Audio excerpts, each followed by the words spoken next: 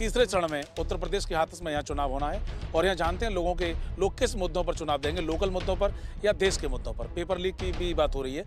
हमारा वोट नरेंद्र मोदी भाजपा सरकार के लिए जाएगा।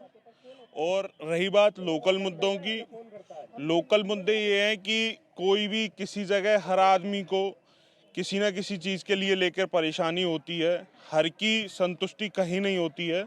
और हमारा ये मानना है कि जो भी सरकारें रहीं पिछले दशकों में देखने को मिला, उन्होंने कुछ नहीं किया। और आज देखो रोड कितने अच्छे हैं, कितने मतलब महिला। कुछ लोग तो ये बता रहे हैं कि यहाँ रोडों की स्थिति बहुत खराब है, गंदगी है। नहीं, ये लोकल जो नगर पालिका को साफ सफाई का वो रहता है, तो वो भी तो देश में ही है ना, उसकी भी जी तो वो भी व्यवस्था देश में, विकास से ही होनी वो है, देश उसी बजट से होनी है। जी जी जी। पर कुछ लोकल लीडर यहाँ के ऐसे हैं कि जो लोकल सफाई व्यवस्था को नहीं देखते हैं और बिल्कुल ध्यान नहीं रखते हैं। पिछले, अब आप जो कह रहे थे यहाँ लोकल साफ सफाई को लेके, पिछले आशीष शर्मा जी जो चेयरमैन रहे हाथरस से, उन्होंने साफ सफाई को लेके बहुत अच्छा ध्यान रखा। और मैं जानता हूँ सालों स्टूडेंट तैयारी करते हैं पेपर की और उसके बाद पेपर लीक हो जाता है, फिर उनको फिर घोषणा होती है वर्षों बाद। इसके बारे में आप क्या कहेंगे? नहीं, देखो ये अब इतना बड़ा वो है कि योगी जी ने अब अपने यहाँ पेपर को लेके, जो सुरक्षा व्यवस्था को लेके पुख्ता वो किया है। यहाँ का जो अस्पताल है उसमें दर्जनों की संख्या में लोग बिना इलाज के मर जाते हैं, रेफर होते हैं, उनको इलाज नहीं मिल पाता। यहाँ डॉक्टर नहीं है, बेड हैं, बेडों पे डॉक्टर नहीं है, यहाँ कोई भी स्टाफ नहीं है और देखा जाता है कि प्राइवेट लोग भी इलाज कर रहे हैं। आपकी बात से मैं भी संतुष्ट हूँ, क्योंकि यहाँ बिल्कुल बेकार व्यवस्था है। पर जो भाजपा की सरकार आई, यहाँ पे कई चीज़ें बढ़ाई गई भाजपा सरकार में, जैसे सिटी स्क्रीन हो रहा है और कई चीज़ें ऐसी हैं। जिला तो बसपा ने बनाया था और अस्पताल सपा शासन में बना था। जी जी जी। मैं भाजपा में उसमें क्या हुआ? भाजपा में उसमें सिटी स्क्रीन की मशीन आई, सुविधाएं भाजपा ने दी। हाँ, कई चीज़ें जो आई हैं वो भाजपा के द्वारा ही आई हैं, भाजपा शासन में आई हैं, क्योंकि यहाँ मंत्री भी रहे, उन्होंने भी कोई ऐसा काम नहीं किया। तो आप ये बताइए कि इस बार जो चुनाव है वो लोकल मुद्दों पर होना चाहिए या देश के मुद्दों पर? राहुल गांधी जी हैं बेहतर नेता या नरेंद्र मोदी, इंडिया गठबंधन या एनडीए? देखिए, जो चुनाव होना चाहिए वो तो मुद्दे राष्ट्रीय भी हों और लोकल भी हों। ऐसा नहीं है कि अगर हम राष्ट्रीय मुद्दों पे काम करेंगे तो लोकल कौन देखेगा। मुद्दे दोनों मिलजुल कर ही चलने चाहिए। लेकिन ये बात आपको माननी पड़ेगी कि मोदी सरकार के पास कोई भी कुछ है नहीं। उनके पास बस लास्ट में एक ही है, अगर कोई व्यक्ति अगर कुछ कहे तो ज़्यादा बोलो और लास्ट में एकदम आवाज़ लगाओ कि जय श्री राम, जय श्री राम, हम सनातन। मोदी सरकार 400 पार का वादा कर रही है। सर देखिए, सत्ता की इतनी भूख और सत्ता के लिए इतना नंगा नाच जितना बीजेपी करती है शायद ही कोई करता हो। हालांकि मैं, आप इतने सारे लोग हैं, मुझसे बहुत वरिष्ठ हैं, मैं इनके सामने बहुत छोटी हूँ। पेपर लीक होते हैं, आयोग से होते हैं, इनकी नाक के नीचे से होते हैं और ये लोग सेल करते हैं। इनके अधिकारी, यहाँ तक कि बेसिक शिक्षा सचिव थे आपके, सरकार कुछ लोगों को पकड़कर ढिंडोरा पीट देती है कि हमने उन लोगों को पकड़ लिया। सर वो पेपर आता कहाँ से? वर्षों बाद आता कहाँ से? पेपर लीक हो कैसे जाता है? होता है तो एक आम कैंडिडेट चप्पलें क्यों रगड़ता है? अगर वैकेंसी निकलती है तो उसमें इतने छेद क्यों छोड़े जाते हैं कि वो आयोग ना जाके सीधे कोर्ट जाती है? बच्चे लड़ते हैं, चप्पलें घिसते हैं, वो बच्चा अगर कुछ बन ना पाए वो अलग चीज़ है, लेकिन एक वकील ज़रूर बन जाता है।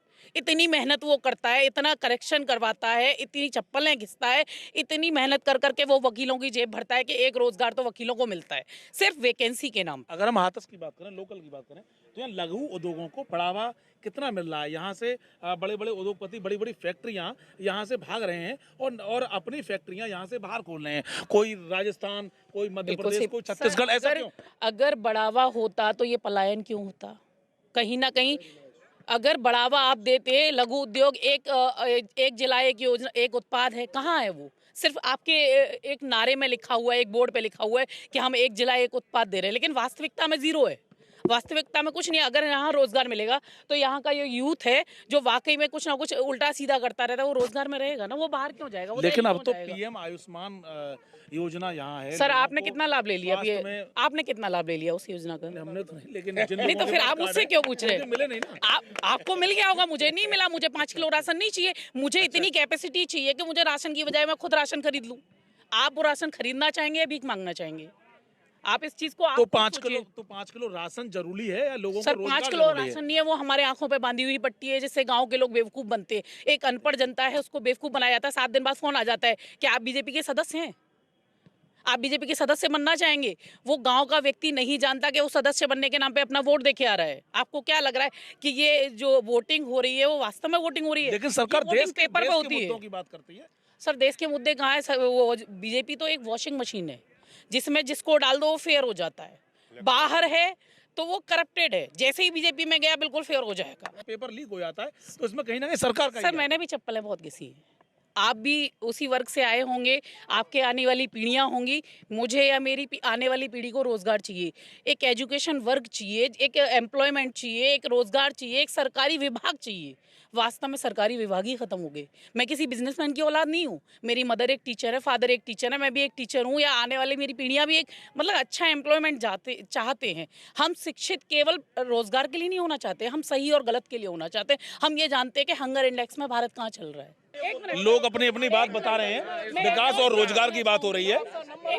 और कि हमारे यहाँ कोई समस्या, एक मिनट सर, चिल्लाने से चीजें नहीं बदलती, चिल्लाने से चीजें नहीं बदलती, मुद्दे चिल्लाने से नहीं बदलते सर। ये देखिए, ये मुद्दों की बात पर जब हमारी किसी बहन ने सच्चाई इस देश की उजागर की कि हंगर इंडेक्स में इंडिया का कहाँ नंबर है और महिलाओं के उत्पीड़न की, महिलाओं की सुरक्षा की वो बात करते हैं जिन्होंने अपनी पत्नी को छोड़ रखा है।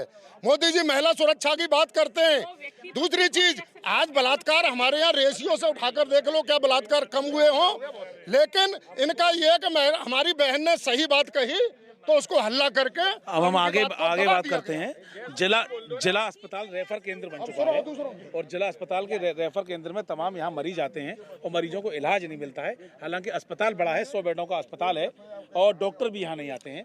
तो यहाँ इस समस्या का समाधान देखिए सर, देश में शिक्षा और हेल्थ स्वास्थ्य की व्यवस्था ये हो गई है, पिछले कुछ समय से देखा जा रहा है कि लगातार निजीकरण का जो प्राइवेटाइजेशन हो रहा है और उसमें देखा जाए कि सरकारी स्कूल, सरकारी मेडिकल कॉलेज, सारी चीज़ें ये सेल आउट हो रहे हैं। सेल आउट का मतलब है कि प्राइवेटाइजेशन हो रहा है धीरे धीरे, और इससे जो है हम एक गरीब तर्ग है जिसको मली मलाई मिला है सिस्टम से पहले से ही, उसको कोई दिक्कत नहीं है, वो उच्च वर्ग में है, सिस्टम में पहले बैठा तो हुआ है, वोटिंग जो होनी चाहिए उसे वो कोई दिक्कत देश नहीं के है। मुद्दों पर होनी देश चाहिए, के लोकल मुद्दों पर। देखो वोटिंग जो है दोनों मुद्दे इंपॉर्टेंट है सर, एक लोकल लेवल पर भी और देश के इंटरनेशनल लेवल पर भी। 3 मुद्दे बोलिए तो मुद्दे हर तरह का मौजूद है।